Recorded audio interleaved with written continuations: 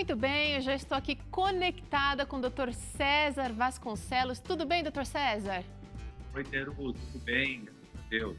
Ótimo. Pra- Prazer recebê-lo aqui no estúdio mais uma vez. E você aí de casa já sabe que a gente está falando hoje sobre o consumo de drogas. E o Claramente de hoje também tem uma abordagem especial para pessoas com vício e que contam mentiras. É isso mesmo, Dr. César?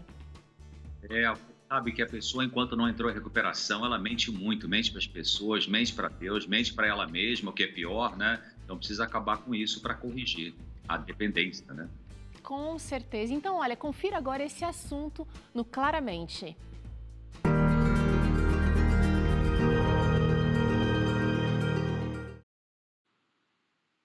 Pois é, as pessoas viciadas em qualquer coisa têm uma tarefa importante se querem recuperar de seu vício, e isso tem que ver com acabar com as suas mentiras. Por exemplo, a pessoa com a doença do alcoolismo, o alcoolismo é uma doença, ou o usuário de outra droga e que ainda não entrou em recuperação, mente para si e para os outros ao falar que para de beber a hora que quer, que não tem problemas com drogas, que é só um pouquinho, que é só no fim de semana. Ela engana a si e tenta enganar os outros. Portanto, acabar com a mentira é o primeiro passo para a recuperação de um monte de problemas na vida, na realidade, não só quanto ao consumo de drogas. Muitas técnicas psicológicas e abordagens espirituais ligadas à meditação de tipos variados podem ajudar-nos a obter melhor compreensão e visão de nós mesmos, de nossos comportamentos. Aliás, um dos melhores métodos de autoconhecimento que tem que ver com a leitura e meditação nos textos bíblicos, na oração ao Deus Criador do Universo e na meditação sobre a vida. Nem sempre estamos conscientes do que fazemos porque geralmente agimos no automático. Não ver nossas motivações, nossos comportamentos, não pensar no que mais pensamos, pode atrapalhar nosso desempenho mais eficaz, mais útil, mais valioso para a vida. Mas felizmente é possível consertar isso. Não temos uma boa visão de nós mesmos. A nossa mente é focal, e isso significa que só podemos ver fisicamente e perceber racionalmente e de forma emocional uma coisa de cada vez. Quando você está lendo a palavra de um texto, a sua visão física está focada nelas. Os objetos que estão ao lado direito seu, ao lado esquerdo, à sua frente, ficam fora de foco. Não é possível continuar a ler o texto e, ao mesmo tempo, olhar com boa nitidez alguma coisa ao seu lado. A mente humana é focal, a divina é difusa. Tem canais de televisão que mostram na tela várias informações ao mesmo tempo. Um apresentador anuncia alguma coisa, embaixo passam frases com notícias, e às vezes no alto da tela, à direita ou à esquerda, surge um quadrado com mais informação. Nossa, que estresse, né? Não vemos tudo ao mesmo tempo. Ou você vê uma informação ou outra. Excesso de informação pode parecer poder, mas pode não ser. Pode perturbar e criar angústia. Existe uma pessoa aí em você desconhecida de si mesmo. Eu já comentei aqui que os chamados normais, as pessoas normais, são as que vivem no automático. Fazem coisas no seu dia a dia meio que condicionadas. Mas não ter consciência de si tem muito que ver com doenças mentais graves. Por exemplo, uma das características da psicose ou loucura é a negação ou não reconhecimento da doença pela pessoa doente. Pessoas com doença afetiva bipolar, outro exemplo, na fase eufórica ou maníaca, têm muita dificuldade para aceitar que seu comportamento nessa fase está alterado e é anormal. Requer humildade para reconhecer que não nos conhecemos bem e requer disposição e também humildade para buscarmos melhorar o nosso autoconhecimento. E você pode então perguntar: bom, mas de que adianta melhorar meu autoconhecimento? Para que isso serve? Essas pessoas fazem essas perguntas porque, sendo em geral, com exceções, é claro, pessoas muito ativas, às vezes impulsivas, geralmente inquietas, acreditam que não precisam mudar em nada, não necessitam melhorar o autoconhecimento porque elas dizem assim: ah, eu já sei o que eu faço na vida. eu já sei o que eu faço na vida. Que pensamento, né? Interessante. Uma escritora brilhante, inspirada, escreveu num livro maravilhoso chamado A Ciência do Bom Viver, na página 478, assim: não temos sabedoria suficiente para planejar a nossa vida. É interessante. Então, uma pessoa pode orgulhosamente clamar em alta voz que já sabe o que fazer na vida. Mas não é esse um argumento perigoso? Mesmo que tenhamos experiência, não é? Pode ser perigoso isso? Fazer é diferente de ser. Fazer não necessariamente não faz você necessariamente crescer no ser, na pessoa.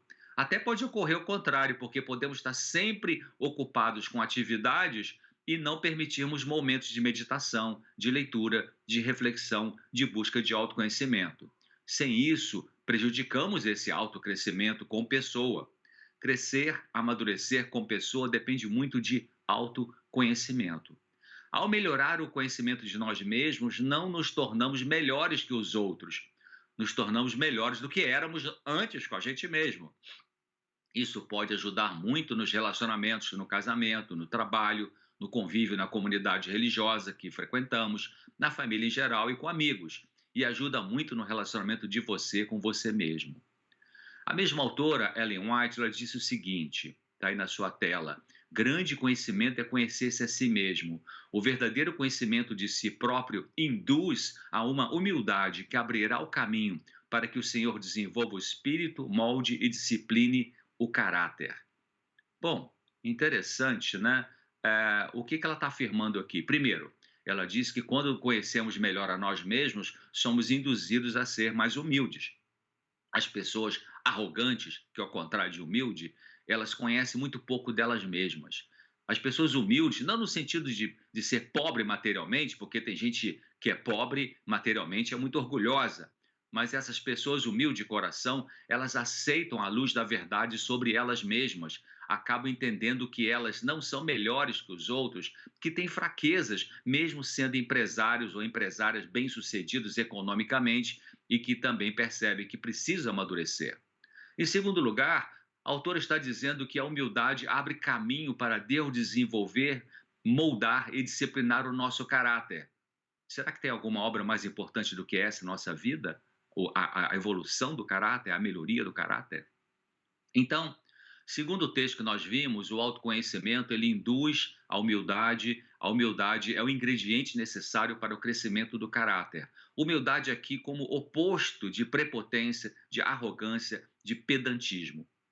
Uma amiga minha, conselheira do Naranon, Nar-Anon, Nar de narcótico, Anon de anônimo. Nar-Anon é um grupo de ajuda para familiares e amigos de dependentes químicos. Um dia essa conselheira me disse o seguinte: a verdade vai acabando com as minhas mentiras.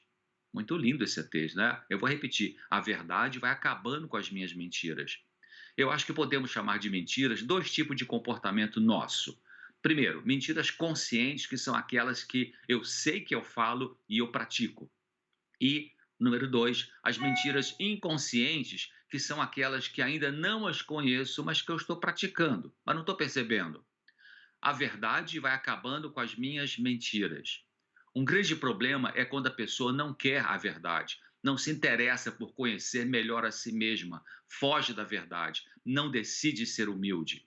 Isso é perigoso porque chega um momento em que o cérebro dela obedece às suas ordens de não querer a verdade e a pessoa mergulha numa cauterização mental com perda importante da autopercepção, o que cria muita tensão nos relacionamentos dela com ela mesma e o pior, com os outros. Aquele que não sabe, pensa que sabe. Eu vou repetir. Aquele que não sabe, pensa que sabe. A verdade vai acabando com as minhas mentiras. E acabar com mentiras é amadurecer, é dar passos para ser uma pessoa melhor, mais consciente na vida. Pode se tornar mais útil e com sentido para viver fora da mediocridade materialista. Eu desejo que cultivemos o desejo de querer acabar com nossas mentiras. Todos lucraremos com isso, principalmente nós mesmos e alguém que está ligado com droga, com alcoolismo. Então, acabar com as mentiras é o primeiro passo para sair dessa dependência, desse vício. Então, paz, luz e acabe com as suas mentiras. É isso, Teru. Muito bom, doutor César, obrigada, viu? E olha, enquanto o senhor estava falando aqui, muita gente acaba interagindo com a gente, elogiando o seu trabalho, elogiando aqui os seus textos, os seus pensamentos. Eu quero trazer aqui para o senhor só uma dessas interações agora, para a gente mostrar como é que o impacto do Claramente na vida das pessoas. Quem escreveu para a gente foi a Vilma Oliveira, ela disse o seguinte: gosto muito do doutor César e dos seus comentários. Grande abraço, Vilma, e realmente é muito bom a gente fazer um programa que vai de encontro à necessidade das pessoas, nossos irmãos, os seres humanos semelhantes a gente, né?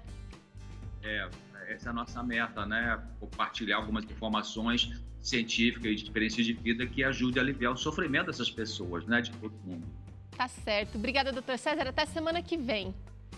Tá? E olha só, no próximo bloco eu vou te ensinar essa torta de brócolis. Que delícia que tá! Vai se preparando aí, porque é rapidinho o intervalo e a gente já volta.